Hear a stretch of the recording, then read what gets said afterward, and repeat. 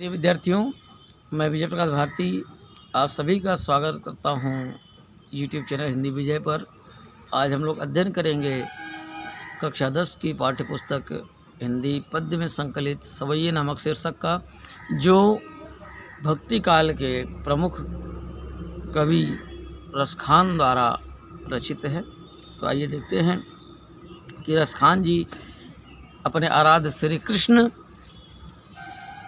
और उनकी मुरली के विषय में क्या कहते हैं। कान्ह भये बस बांसुरी के, कान्ह भये बस बांसुरी के, अब कौन सखी हमको चाहिए, अब कौन सखी हमको चाहिए, निसधोष रहे संग साथ लगी, निसधोष रहे संग साथ लगी, यह सौतीन तापन क्यों सही है, जिन मोह लिए मन मोहन को, रसखानी सदा हमको दही है, मिली आओ सखी सब भागी चलें, मिली आओ सखी सब भागी चलें, अब तो ब्रज में बंसुरी रही है, अब तो ब्रज में बंसुरी रही है। बहुत ही सुंदर पद है रसखान द्वारा रचित। प्रस्तुत पद में संदर्भ पहले देख लेते हैं कि प्रस्तुत सवैया हमारी पाठ्य पुस्तक हिंदी काव्य संकलन या हिंदी पद्य में संकलित सवैया नामक शीर्षक से अवतरित है। इसके रचनाकार कृष्ण भक्ति शाखा के प्रमुख भक्त कवि रसखान जी हैं। संदर्भ हो गया। प्रसंग पर चलते हैं कि प्रस्तुत पद में रसखान जी के द्वारा श्री कृष्ण की जो अनन्य उपासक हैं गोपियाँ, उनके और बांसुरी के, उनका बांसुरी के प्रति जो द्वेष है, ईर्ष्या है, उसको वर्णित किया गया है, उसको व्याख्यायित किया गया है। अर्थात बांसुरी और गोपियों के प्रति जो ईर्ष्या है, बांसुरी के प्रति गोपियों के मन में जो ईर्ष्या है, उसको व्याख्यायित किया गया है। तो आइए व्याख्या पर चलते हैं। तो यहाँ पर रसखान कहते हैं कि कान भय बस बांसुरी के। तो गोपी रूपी रसखान या रसखान रूपी गोपी कहती है कि ये जो कन्हैया है, हे सखी, ये जो कन्हैया है, यह कन्हैया तो अब बांसुरी उस मुरली के वश में हो गया है, अब कौन सखी हमको चाहिए।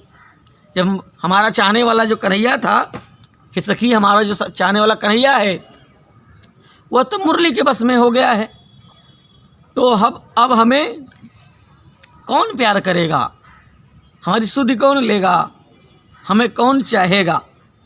निसधौष रहे संग साथ लगी, चाहे दिन हो या रात, निसधौष चाहे दिन हो या रात, यह सदैव उसके साथ लगी रहती है, उससे चिपकी रहती है, यह सौतीन तापन क्यों सही। तो हम भी तो कृष्ण को चाहते हैं, हम भी कृष्ण को अपना मानते हैं, तो यह प्रेमिका के रूप में दिन रात उसके साथ चिपकी रहती है, लगी रहती है, तो हम इस सौतिया डाह, इस जलन को क्यों सहें, क्यों सहें। आखिर जब कृष्ण उस मुरली को ही चाहता है हमसे ज़्यादा, तो हम आखिर इस दुख को क्यों सहें। जिन मोह लिए मनमोहन को, जो मन को मोहने वाला मनमोहन अर्थात श्री कृष्ण है, मन को मोहने वाला मनमोहन अर्थात जो श्री कृष्ण है, उसको भी इस मुरली ने, उसका भी मन इस मुरली में ने मोह लिया है। रसखान सदा हमको दही, और यह रसखान रूपी गोपी कहती है कि यह हमको सदैव दुख देने वाला है, यह दुख देने वाला प्रसंग है। आगे लिखते हैं, मिली आओ सभी, मिले आओ सबे सखी भागी चले। तो हे सखियों, आओ हम सब मिलजुल करके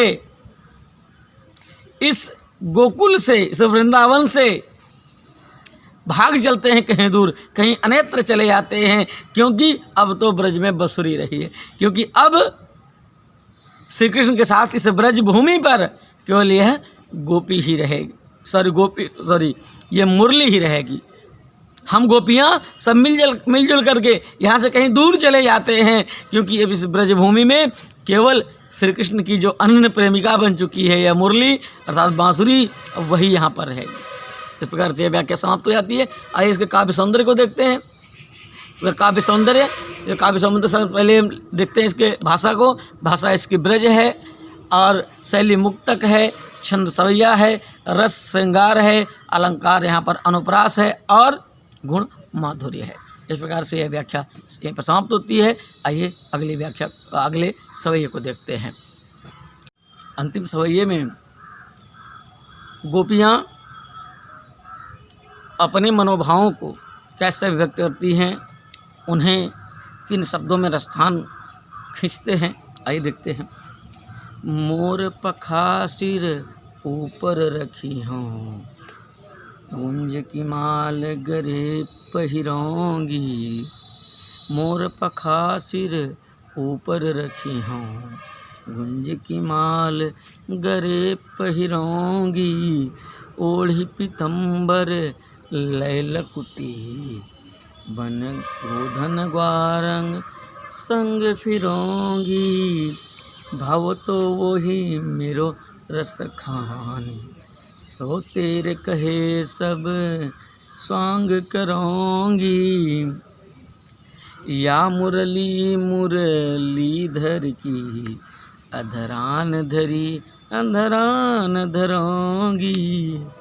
बहुत ही सुंदर और मार्मिक पद रसखान द्वारा रचित है कि गोपियाँ श्री कृष्ण से कितना प्रेम करती हैं और उनकी मुरली से कितना द्वेष करती हैं। इन दोनों भावों का सामंजस्य यहाँ देखने को मिलता है, एक कृष्ण के प्रति प्रेम का और दूसरा मुरली के प्रति द्वेष का। तो प्रस्तुत सवैये में गोपियों के द्वारा कृष्ण का वेश धारण करके अपने प्रेम को प्रदर्शित करना और साथ में मुरली के प्रति अपने द्वेष का वर्णन किया गया है।